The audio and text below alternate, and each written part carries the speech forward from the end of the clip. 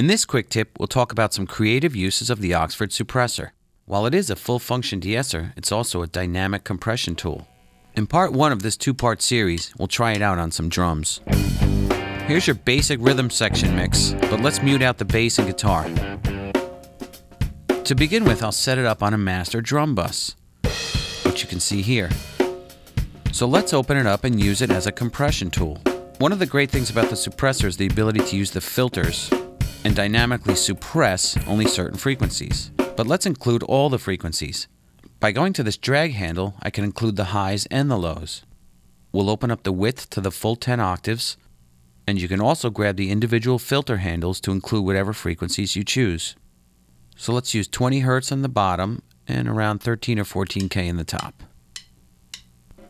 Pulling down the threshold will compress the frequencies within the bands. In the output monitor section, we have a useful wet-dry control. Now we can control how much effect we want to have or not.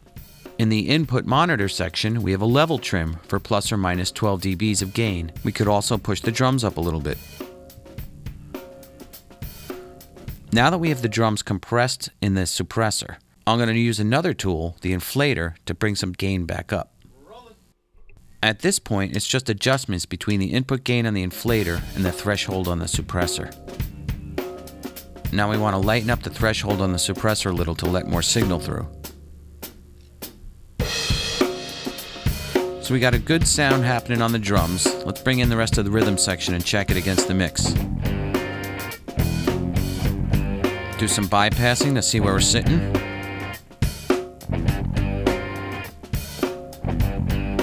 You can hear that the SuprEsser adds a little extra excitement to the drums.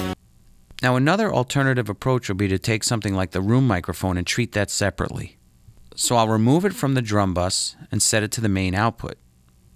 Now I set up a separate aux track with another inflator and SuprEsser on it, but I'm going to get to it via this bus send.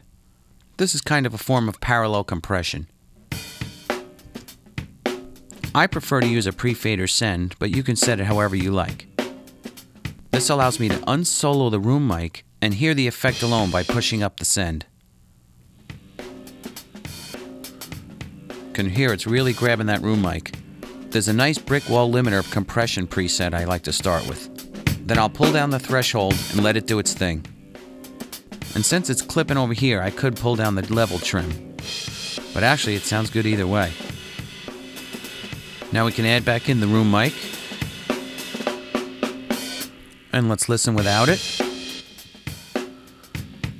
Definitely some more excitement. As usual, there's always slight refinements to make in the blend. We can lighten the threshold up a little on the main mix. It's still clipping a little, we could pull the trim back. And we can listen without the effects bus. Bypass the plugins on the submix. You can hear we also brought the room sound out a little bit without a reverb. There we have it, some easy creative uses of the SuprEsser. Next time we'll open up the advanced screen and take the SuprEsser even a little further.